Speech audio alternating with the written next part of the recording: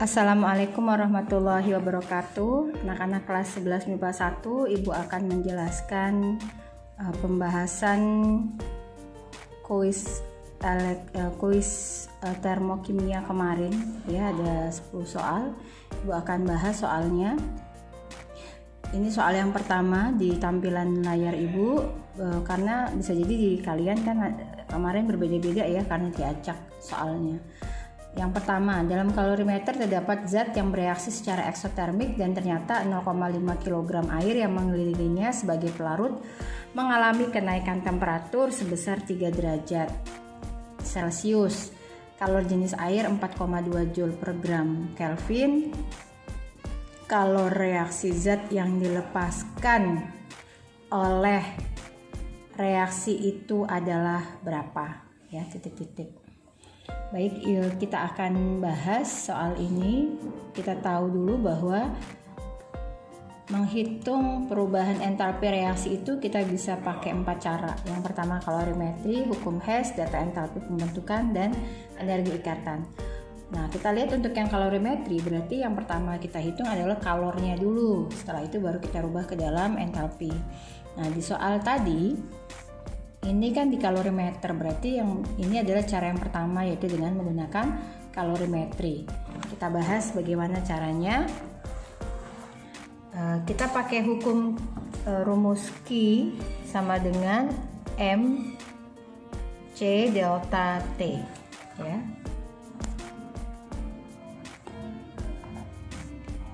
QMC delta T, di mana M massa, C ini kalor jenis, delta T adalah perubahan suhu. Tadi masanya adalah yang diketahui, masanya tadi 0,5 kg. 0,5 kg kita rubah dulu ke dalam gram. Berarti 0,5 kg dikali 1000 gram per 1 kg, berarti sama dengan 500 gram ya, 500 gram. Kemudian tadi suhunya ya, atau perubahan suhunya sama dengan 3 derajat Celcius. Di sini di satuannya ini Kelvin, maka kita rubah ke dalam Kelvin. 273 ditambah 3 sama dengan 276 Kelvin. Setelah kita rubah yang diketahui tadi, kita masukkan ke rumus ini. M-nya tadi kan 500 gram dikali kalor jenisnya 4,2 Joule per gram Kelvin, kemudian dikali suhunya tadi 276 Kelvin. Kita coret Kelvinnya, kemudian gramnya kita bisa coret ya, sehingga hasilnya kita bisa dapatkan yaitu sama dengan 5796 Joule.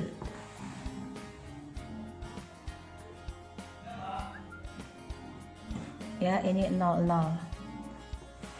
57900 Joule. Kita rubah ke kilojoule. Tadi kan di soalnya mintanya dalam kilojoule. Joule ke kilojoule berarti dibagi 1000. Jadi 579,6 kilojoule. Jawabannya kalau kita lihat di sini, jawabannya yang mana? Di sini kita lihat jawabannya yang 579,6 kJ, yaitu jawabannya C ya. Seperti itu untuk soal kalorimetri nomor 1. Selanjutnya ini soal benar salah.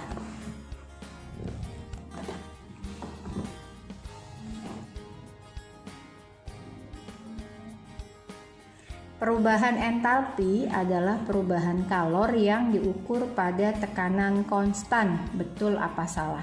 Ya, benar atau salah? Ya, jawabannya adalah benar ya. Jadi perubahan entalpi adalah perubahan kalori yang diukur pada tekanan konstan atau tekanan tetap. Bagaimana kalau tekanannya berubah? Ya, kalau tekanannya berubah berarti kalorinya juga pasti berubah ya, seperti itu. Ini untuk soal kedua. Soal ketiga masih benar salah. Bunyi hukum Hess mengatakan kalori yang dibebaskan atau diperlukan pada suatu reaksi tidak bergantung pada jalannya reaksi, tetapi hanya bergantung pada keadaan awal dan akhir reaksi. Betul atau salah? Kita lihat ya hukum Hess.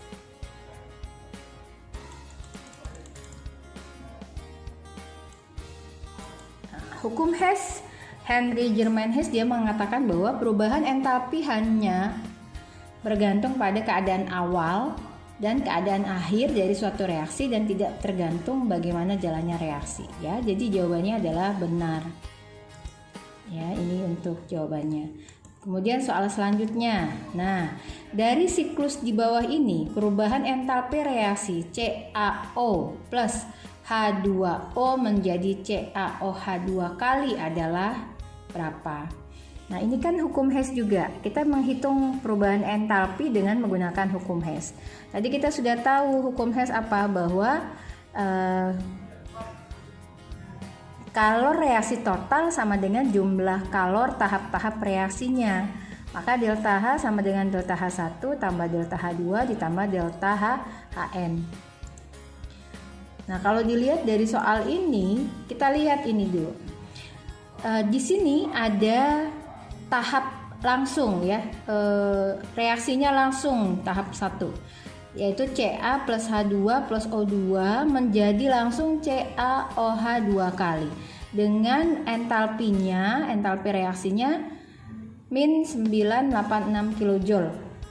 Nah, ternyata secara reaksi ini juga bisa berlangsung secara 2 tahap, yaitu tahap yang pertama dari Ca plus H2 plus O2 dia berubah dulu menjadi CaO plus H2 ya, dengan entalpi reaksinya min 720 kJ.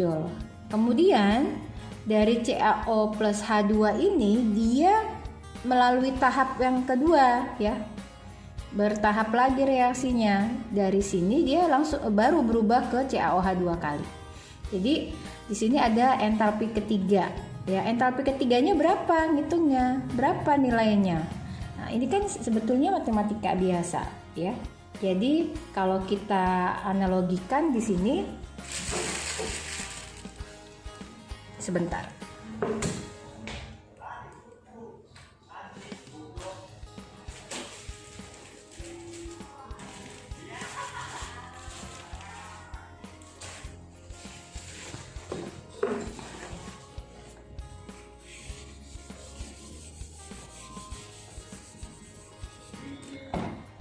Kalau kita lihat kan ini berarti delta H-nya adalah yang ini, bahwa ini akhirnya itu adalah min 986.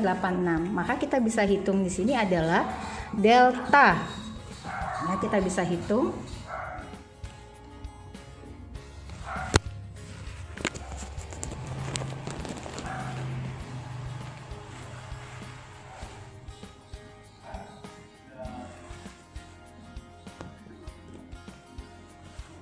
delta H2 sama dengan delta H1 ditambah delta H3. Di sini delta H2-nya nilainya min 986. Delta H1-nya tadi min 720. Yang ditanya adalah delta H3. Berapa delta H3-nya? Nah, ini kan penjumlahan biasa. Maka kita bisa hitung delta H3 sama dengan, atau kita tulis di sininya delta H3-nya. Delta H3 itu sama dengan min 986 ditambah 720. Berapa hasilnya? Kita hitung di sini berarti min 6, ini 6, ini berapa? 6.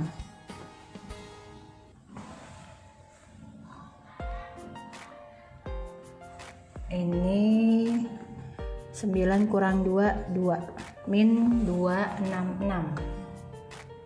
Ya, min 266 hasilnya. Min 266. Kita lihat ada nggak isinya di sini. Ternyata di sini isinya ada di C, ya. Ada isinya yaitu min 266. Seperti itu untuk menghitung hukum Hess.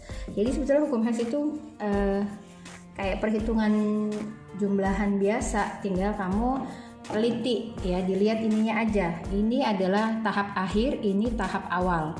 Tinggal dihitung tahap akhir ya berarti tahap awal dijumlahin, yaitu jadi tahap akhir. Ini tahap akhirnya, ini tahap awalnya. Ya, selanjutnya soal selanjutnya.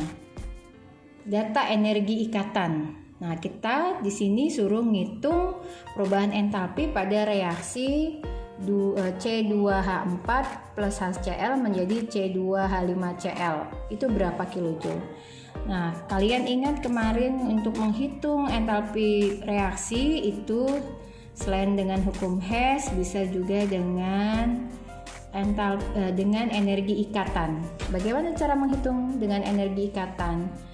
Ya, entalpi reaksi energi putus dikurang energi pembentukan atau jumlah energi pembentukan ikatan dikurang jumlah energi pembentukan ikatan, atau kalau gampangnya adalah kiri kurang kanan.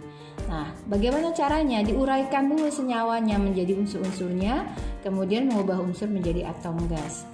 Nah, caranya adalah kita lihat di sini. Di sini ada data energi ikatan C rangkap, ya. C rangkap itu nilainya 611, CH414, HCl431, CCl339, CC tunggal 347.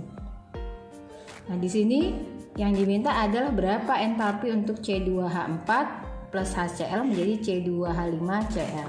Nah, ini harus kita uraikan dulu, kita buat dulu strukturnya. Bagaimana caranya?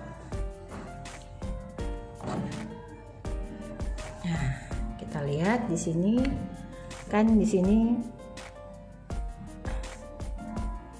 C2H4 plus HCl menjadi C2H5Cl.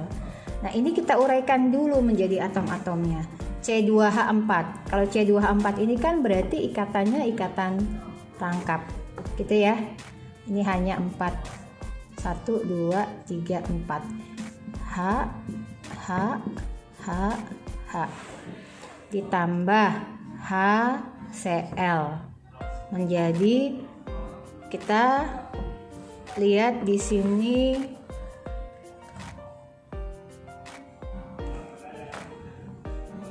C2H5Cl, berarti C-nya seperti ini. Hanya ada 5, 1 2, 3, 4, 5 ya, ini H-nya. Nah, kemudian di sini ada Cl, berarti ini Cl.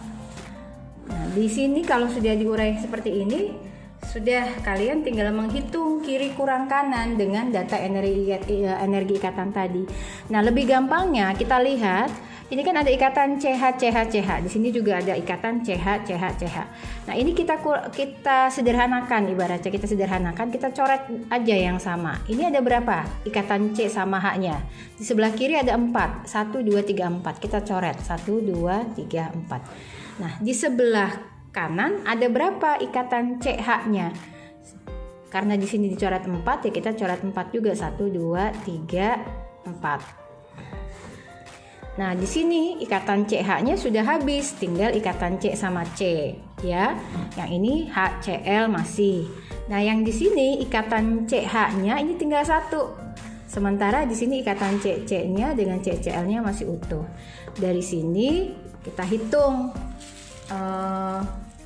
energi entalpinya. Entalpi, ya. Entalpi sama dengan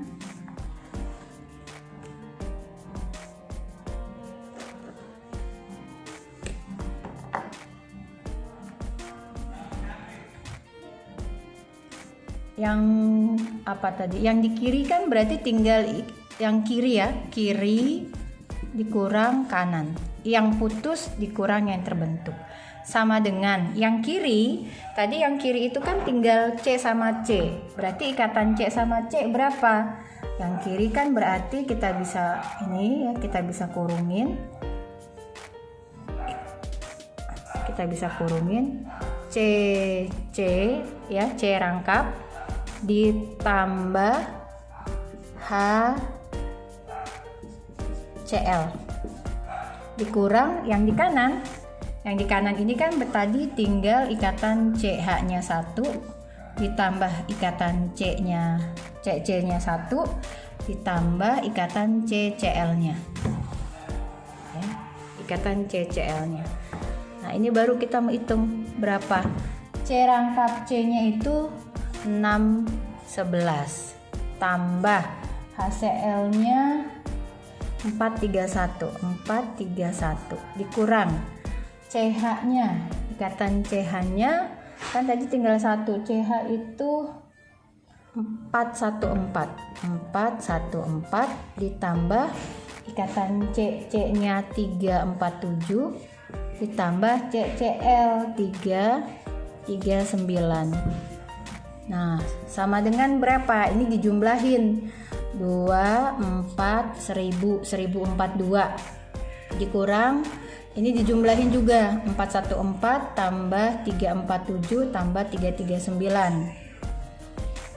Berapa nih ya? 11 6 7 6 11 7 6 11 761 tambah 339 atau 1042 dikurang ini 10 10 10 11 1042 dikurang 1100 berarti hasilnya ini 8 ya, minus 8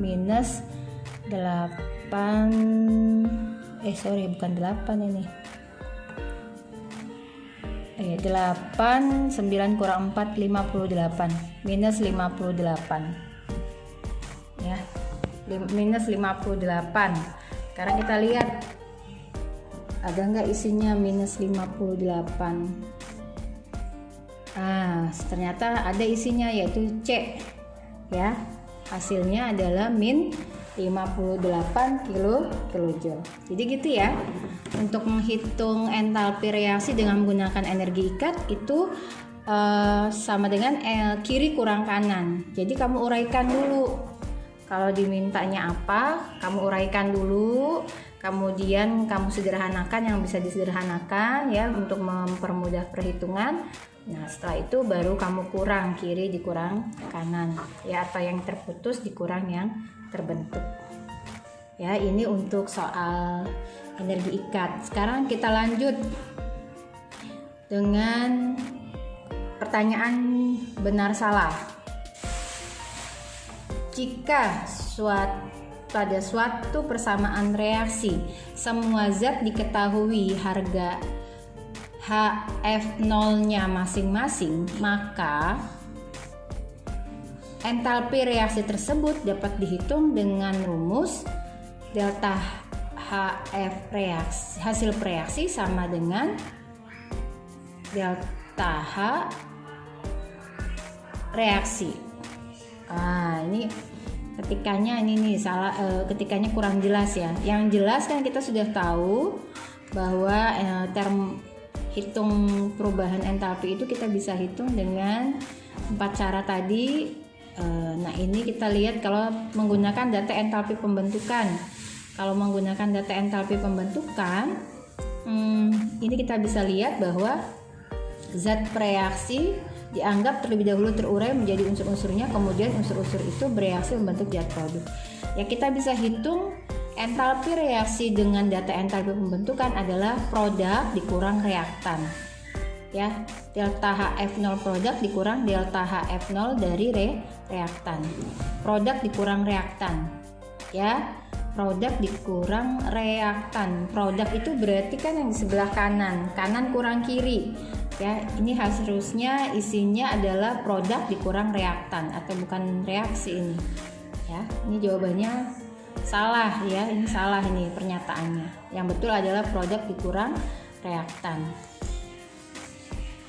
Selanjutnya, suatu campuran air panas antara air panas dan gula yang dimasukkan ke dalam gelas menyebabkan gelas menjadi panas. Pada peristiwa ini reaksi yang terjadi adalah reaksi eksoterm, benar atau salah ya. Nah, salah satu ciri reaksi eksoterm itu selain melepaskan kalor dari sistem ke lingkungan ditandai dengan terjadi kenaikan suhu. Nah, berarti di sini air panas gula dimasukin menyebabkan gelas menjadi panas. Berarti betul di sini jawabannya adalah benar. Ya, reaksi eksoterm. Kita lihat lagi. Akibat terjadinya penyerapan kalor oleh sistem dan akibat sistem melepaskan kalor ke lingkungan adalah adanya penurunan suhu pada reaksi endoterm dan adanya kenaikan suhu pada reaksi eksoterm. Ya, jadi adanya penyerapan kalor oleh sistem dan akibat sistem melepaskan kalor ke lingkungan adalah adanya penurunan suhu pada reaksi endoterm dan adanya kenaikan suhu pada reaksi eksoterm. Ya udah benar, kenaikan suhu pada reaksi eksoterm dan penurunan suhu pada reaksi endoterm. Jawabannya adalah benar.